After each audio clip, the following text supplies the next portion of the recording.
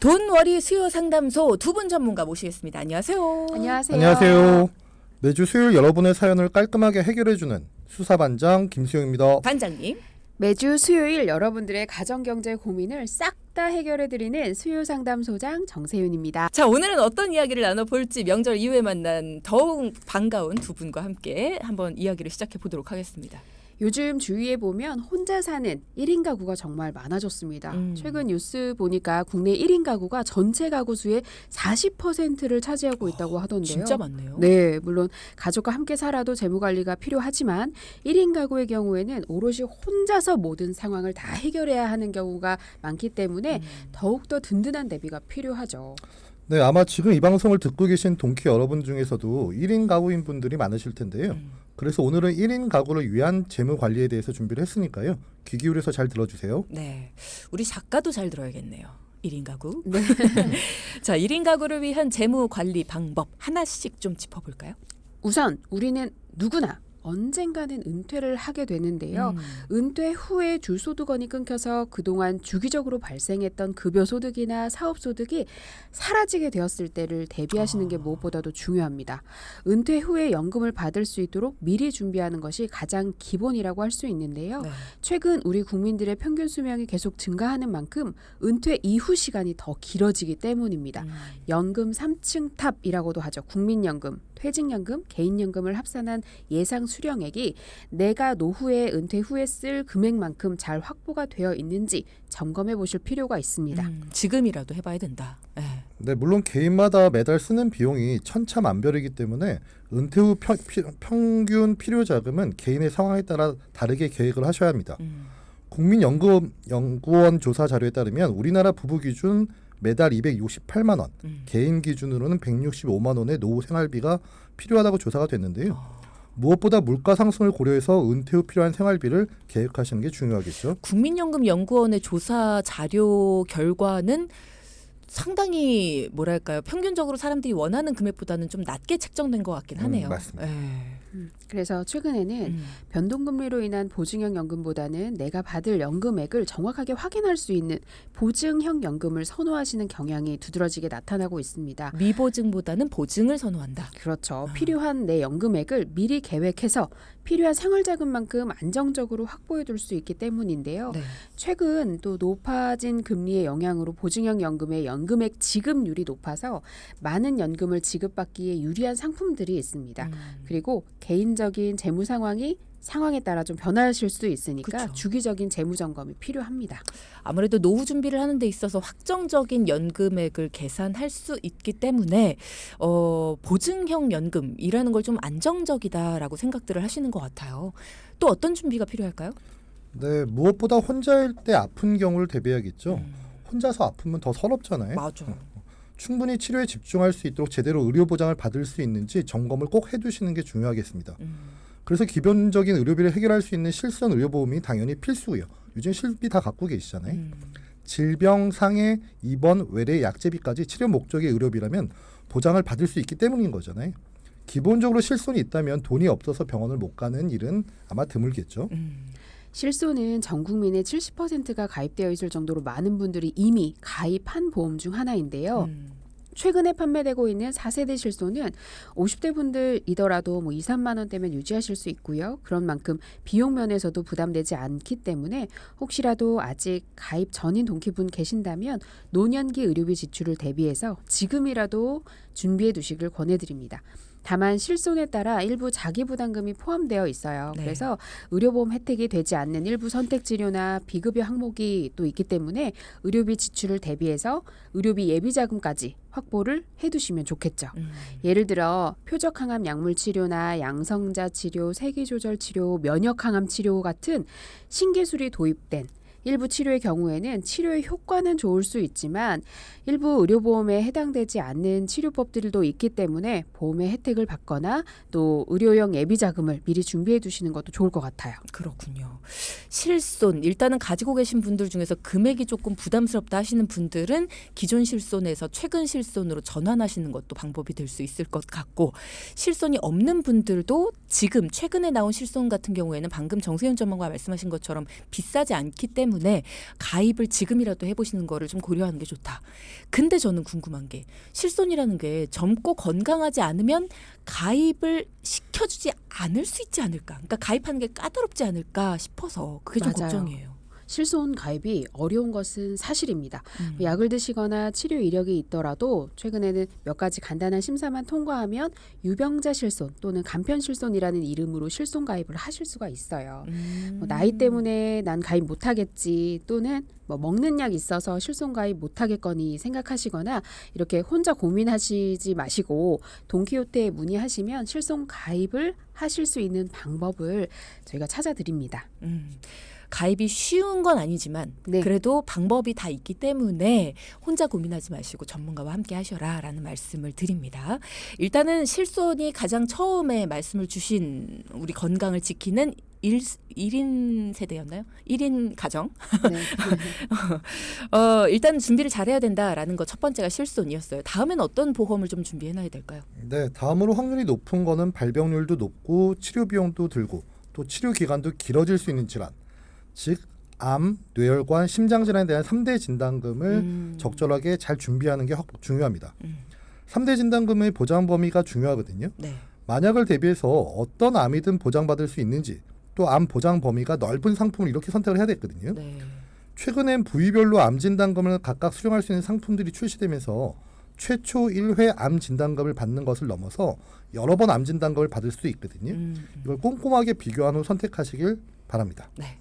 네, 이미 또 알고 계신 동기분들도 많으실 텐데 이대 질환 중에서 뇌혈관의 경우에는 뇌혈관이 터지는 뇌출혈일 때만 보장이 되는지 또는 뇌혈관이 막히는 뇌졸중에만 보장이 되는지 초기 뇌혈관 질환부터 뇌혈관 관련 코드 모두 보장이 되는지 확인하셔서 선택하셔야 되고요. 당연히 다 되는 걸로 가입을 하시는 게 제일 좋겠죠. 심장 질환의 경우에도 급성 심근경색만 보장되는지 초기 협심증을 포함한 심혈관 질환 모두 보장되는지 확인할 필요가 있습니다. 최근에는 보장 범위가 더 넓게 확대돼서 부정맥 같은 심장 질환 관련 코드들이 폭넓게 보장되고 있으니까 꼭 가입하실 때는 보장의 범위를 확인하셔서 이대 질환 준비를 하시기 바랍니다. 네, 필요하군요. 또 간편 심사 보험들이 최근에 또 출시가 됐다고요? 네, 맞습니다. 예전에 아프셨거나 현재 약을 드시는 분들도 건강 상태나 치료 이력에 따라서 유리한 상품들을 다양하게 선택하실 수가 있으니까 문의를 하시는 게 좋습니다. 네. 실손 그리고 3대 진단 자금 다 준비가 됐다. 그 다음에는 어떤 보장이 또 필요할까요? 네, 그 다음은 머리끝부터 발끝까지 신체 각 부위별로 각각 보장받을 수 있는 후유장애와 수술비 보장이 필요한 거죠. 후유장애도 질병으로 인한 후유장애와 상해로 인한 후유장애가 모두 필요하고요. 네. 당연히 수술 받을 때마다 매회 보장받는 수술비 보장도 질병 수술, 상해 수술 둘 다 필요한 거죠. 보험 가입 여력이 된다면은 종수술비, 뭐 엔대 수술비 등 다양한 수술비 보장을 넣으면 충분히 보장을 받을 수 있겠죠.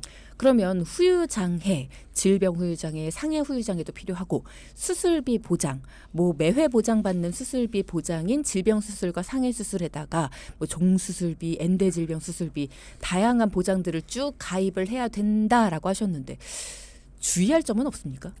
보험 점검을 해드리면서 만나게 되는 동기분들의 보험 증권을 살펴보면 후유장애 가입 시에 상해 후유장애는 가입이 되어 있는 분들이 많은데요. 네. 생각보다 질병 후유장애가 빠진 분들이 많거든요. 그런데 살다 보면 확률상 다치는 경우도 있지만 그보다는 질병으로 인한 후유장애가 더 많을 수 있어요. 그래요? 제가 예를 들어볼게요.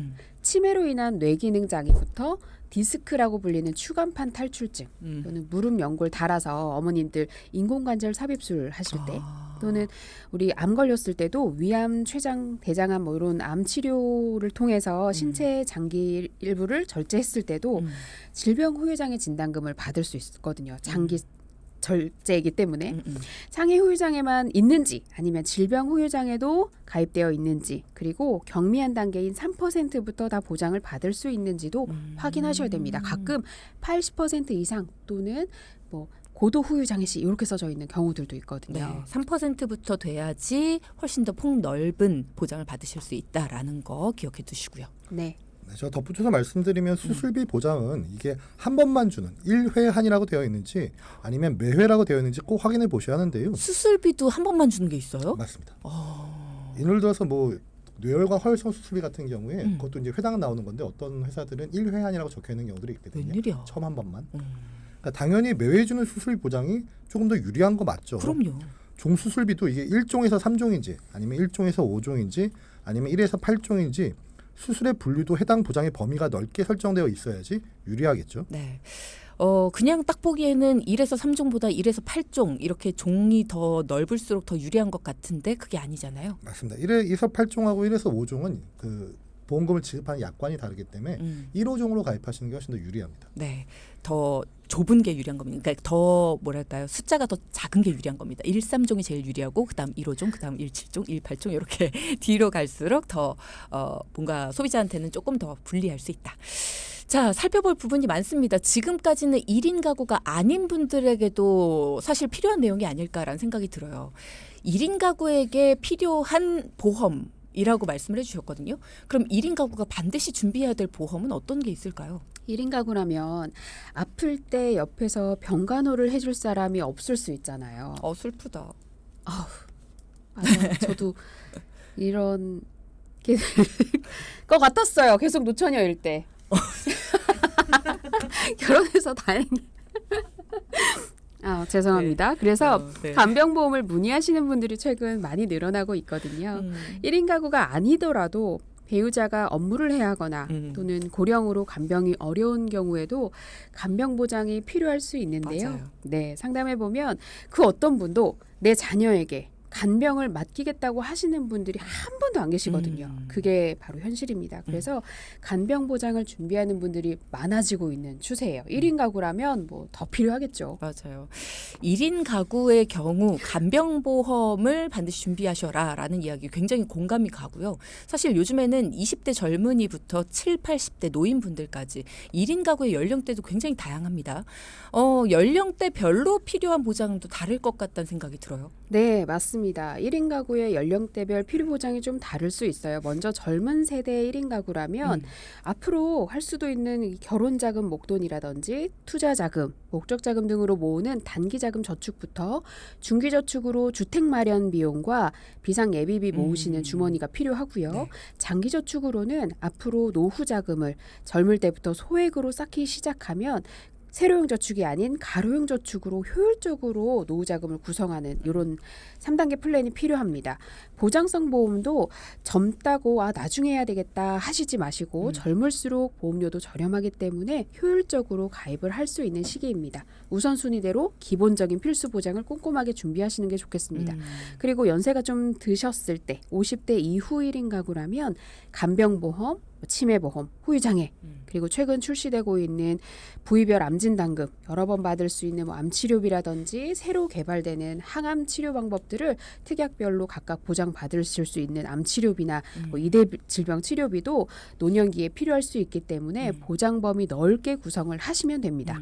어렸을 때는 뭔가 어리기 때문에 젊기 때문에 저렴하게 가입할 수 있는 보장들을 좀 폭넓게 가입을 해두고 저축에 조금 더 집중을 한다면 나이가 조금 들었을 때에는 이제 새로 나온 여러 가지 특약들이나 좀 더 좋은 특약들 그리고 또 내가 건강해서 걱정되는 부분들에 있어서 뭔가 층수를 쌓아가는 좀 더 탄탄히 해가는 그런 작업들이 필요하다라는 말씀으로 이해가 됐어요. 네. 60대 이후는 어떻습니까? 네, 그리고 60대 이후 1인 가구라면 뭐 요양원이나 실버타운 등 주거 자금을 준비하시는 게 우선 필수적이겠죠. 그리고 이 연세에 걱정되시는 부분인 치매 보장이나 간병 보장도 준비를 하셔야 되는데 치매 보장은 저희 많이 말씀드렸지만 경증 치매일 때 얼마를 받을 수 있는지 꼭 확인하시는 게 좋고요. 알려드린 실손과 진단장을 포함한 노화로 인한 질병 외에도 노년기에 다치는 위험에도 대비가 필요한데요. 그렇죠. 상해 보장도 있다면 넘어지거나 부딪혀서 생기는 상해 사고에도 보장을 받을 수 있도록 대비가 될 수 있고요. 만약에 노년기 장기 입원이 우려된다면 입원 시 받는 보장도 꼼꼼하게 살펴보시는 게 좋겠습니다. 또 1인 가구라서 이제 반려동물 키우시는 분들 많잖아요. 맞아요. 함께 생활하신다면 반려동물의 치료 비용에 대비해서 펫보험으로 비용 부담을 덜 수 있게 하시는 것도 좋은 방법일 것 같습니다. 네, 그래서 저희가 펫보험도 여러 번 다뤄드린 적이 있었죠. 자, 앞서 1인 가정, 1인 세대에 대한 이야기 나눠봤고요. 이번에는 두 분에게 직접 고민이 있습니다 하고 찾아오신 분의 이야기를 좀 들어보겠습니다. 어떤 고민으로 두 분을 찾아오셨는지 그리고 또 어떤 솔루션을 통해서 가정경제의 고민을 해결하셨는지 지금부터 함께 들어보죠. 안녕하세요. 저는 용인에 살고 있는 평범한 직장인입니다. 어쩌다 보니까 아직 혼자서 멋지게 살고 있는 40대인데요. 원래 비혼주의자는 아니었는데 20대에는 외국에서 공부하느라 연애를 못했고요. 30대 한국에 돌아와서 제약회사 연구원으로 일을 하다 보니까 벌써 40대가 됐더라고요. 그래서 항상 명절 때마다 결혼은 왜 안 하니? 언제 할 거니? 하면서 잔소리를 들었었는데 이번 추석 때는 뭐 부모님도 친척들도 잔소리를 안 하시더라고요. 그래서 이제 포기를 하신 것 같기는 한데 제가 계획된 솔로가 아니라서 누군가가 짠 하고 나타나면 결혼은 하고 싶지만 앞으로 평생 혼자 살게 된다면 나를 위한 재무점검은 꼭 필요할 것 같더라고요. 그래서 돈키호테 전문가님들께 제 노후자금 준비에 문제는 없는지 또 건강보장은 충분한지 점검받고 싶어서 신청을 하게 됐습니다. 알려주세요. 반갑다 친구야. 저랑 비슷한 이야기를 가지고 계신 분이신 것 같아요. 뭔가 이제 나이는 먹어가고 명절 때마다 결혼은 왜 안 하냐 잔소리도 듣고 근데 이제는 뭐 그런 이야기도 점차 사라지고 혼자 살겠구나라는 게 좀 기정사실화 되어가는 것 같고 어쨌든 평생 혼자 살게 된다면 나를 위한 재무점검이 필요할 것 같은데 어떻게 해야 될까 이런 고민이 좀 늘어가는 그런 분입니다. 두 분이 직접 만나보셨는데 만나보니 어떻던가요? 네, 사연자분의 경우에는 대표적인 골드미스라고 할 수 있는데요. 월 평균 급여가 세후 수령액 기준 800만 원대. 순자산액은 증여받은 용인 아파트와 투자자산, 금융자산 포함해서 총 12억가량 됐고요. 네. 개인연금도 완납된 2건, 납입 중인 1건이 있었어요. 일부 증여도 받으시고 월 평균 급여도 높으시고 그 주변에 괜찮은 총각 없습니까? 저축도 꾸준히 잘하시고 네. 굉장히 멋진 골드미스시네요. 네, 맞습니다. 음. 제가 뭐 1인 가정 지금 계속 얘기하고 있지만 1인 가정이라고 해서 뭐 그런 게 아니라 이건 선택의 문제잖아요. 그럼요. 근데 아무래도 이제 미혼이면 혼자서 모으고 기혼이면 아마 둘이 모을 수 있는 이런 차이점은 있겠지만 결혼한 30대 분들이 자녀 양육을 위한 교육비 지출이나 생활비 이런 것들이 많이 들어가는 거에 비해서 그래서 저축량을 많이 못 늘리는 것과는 달리 사연자분 같은 미혼인 분들은 나를 위한 비용 외에는 모두 저축을 하실 수 있기 때문에 자산 증식을 극대화시킬 수 있는 장점이 있기도 합니다. 네. 하지만 또 1인 가정이기 때문에 또 들어가는 비용들이 상당히 많을 수 있어요. 그러니까 이런 것들이 장단점이 있지만 어쨌든 지간에 나를 위해서 투자할 수 있는 비용에 있어서만큼은 1인 가정이 굉장히 유리하다는 생각이 많이 들긴 합니다. 장단이 있다라는 거. 1인 가구인 사연자분 개선이 좀 필요한 부분들이 있었나요? 어떻게 개선됐습니까? 네, 전체적으로는 앞으로 자산을 더 쌓으실 수 있도록 단기, 중기 저축과 투자용 상품을 추천해 드렸고요. 국민연금, 퇴직연금, 개인연금 예상 수령 금액을 조회를 통해서 계산해 드렸어요. 그래서 퇴직 후에 필요한 생활자금만큼 확보하실 수 있도록 해드렸는데요. 무엇보다도 연금만으로는 부족한 부분은 장기 저축을 통한 노후 자금을 확보해 드렸습니다. 그리고 보장성 보험도 부모님이 가입해서 물려주신 보험과 또 친척, 지인들이 추천해서 가입한 최근 보험들까지 모두 점검을 통해 유리하게 보장받으실 수 있도록 개선해 드렸어요.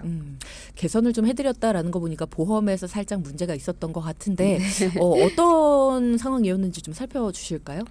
네, 먼저 보장성 보험으로는 2001년에 가입한 환급형 암보험이 이게 완납이 돼 있는데요. 80세까지라서 아마 만기가 좀 짧은 이런 단점이 좀 있었고요. 2009년에 가입한 통합 건강보험에 실손이 포함되어 있었는데 이게 총 18만 원 정도 지금 납입하고 있었거든요. 비싸네. 그러니까 이 보험을 가입 당시에는 6만 원이었는데 현재는 몇 번 갱신을 통해서 18만 원까지 상승을 하게 된 거죠. 그 말씀하신 대로 가입 당시 받았던 옛날 증권을 보니까 거의 6만 몇천 원 이렇게 나와 있더라고요. 근데 문제는 뭐냐면 실비만 이게 보험료가 올라야 되는데 실비 외에 다른 갱신형 태액들이 많기 때문에 같이 보험료가 올라간 거죠. 그리고 2011년에 가입한 한 12만 원 정도의 건강보험은 10년 납 설정으로 해서 이미 완납은 됐지만 2대 질환의 보장 범위가 뇌출혈, 급성 심근경색도 있어서 굉장히 지금 협소한 상태인 거죠. 그러니까 보장 범위를 넓혀서 초기나 이런 뭐 보장 범위에 해당되는 것들 모두 받으실 수 있도록 개선해 드렸습니다. 네.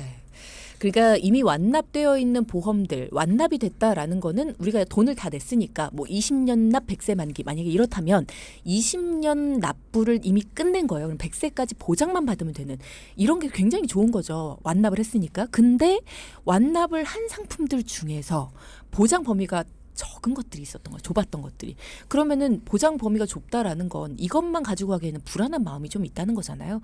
그러면 나머지 보장이 협소한 것들을 다시 들어야 되는. 그래서 하나를 들 때 보장 범위를 넓게 드는 것이 필요하다라는 얘기를 다시 한번 강조를 드리고요. 앞서 지인의 친척들로 권유한 보험도 있다고 하셨는데 이런 보험들은 또 어떤 거였어요? 최근 1, 2년 사이에 가입한 보험들은 설계사가 된 지인과 친척의 권유로 하나씩 가입한 것들인데요.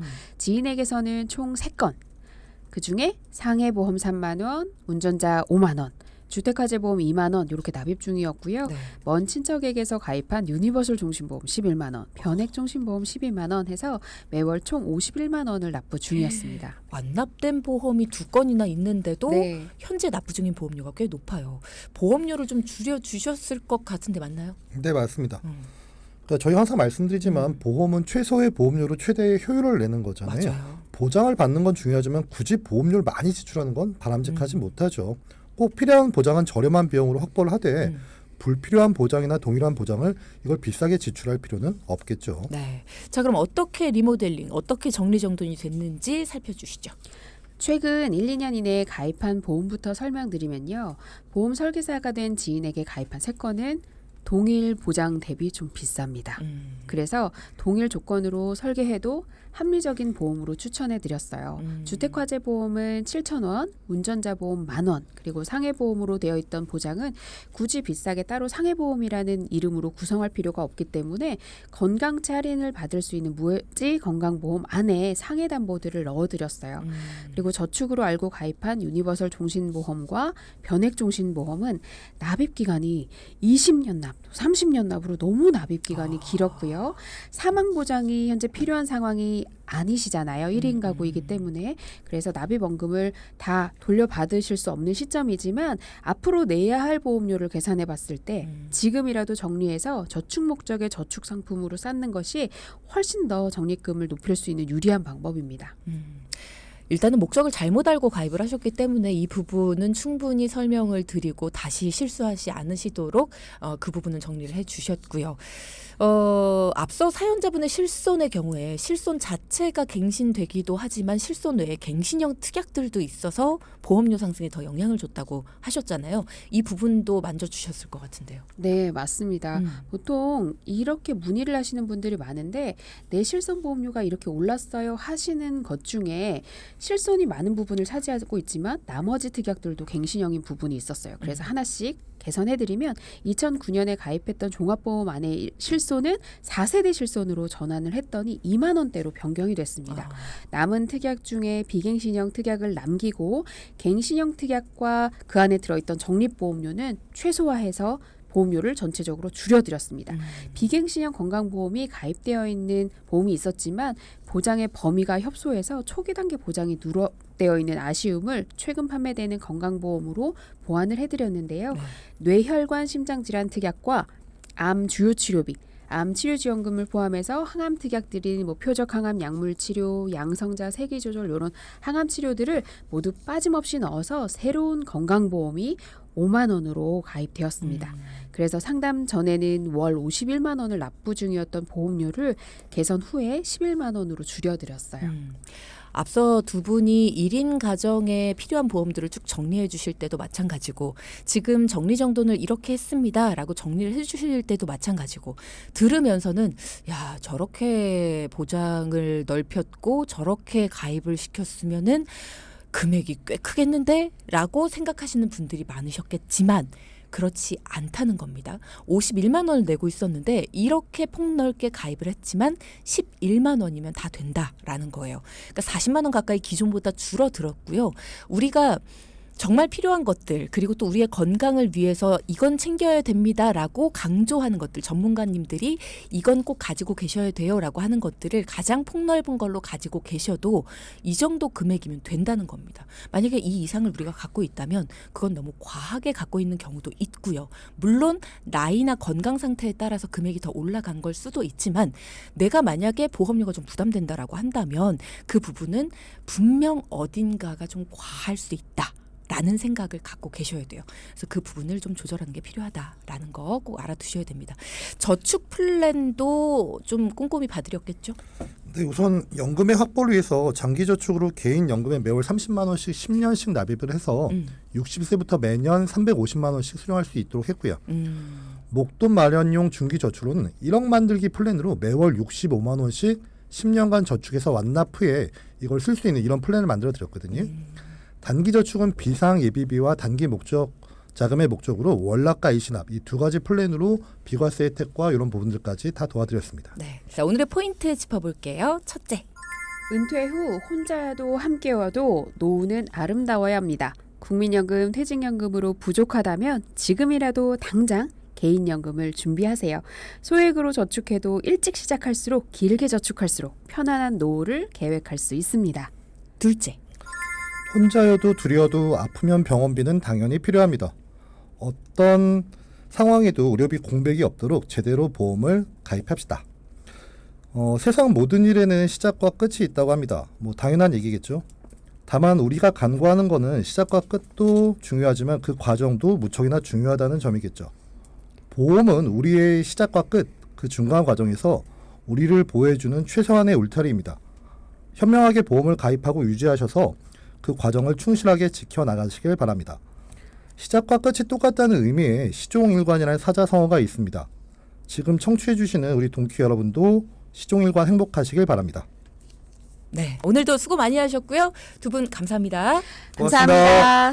방송 중에 상담해드리는 내용은요. 청취자 여러분의 올바른 투자 판단을 위해 참고로 드리는 말씀입니다. 금융상품 가입이나 해지 같은 판단은요. 스스로의 책임으로 결정하셔야 한다는 점 꼭 기억하시기 바랍니다.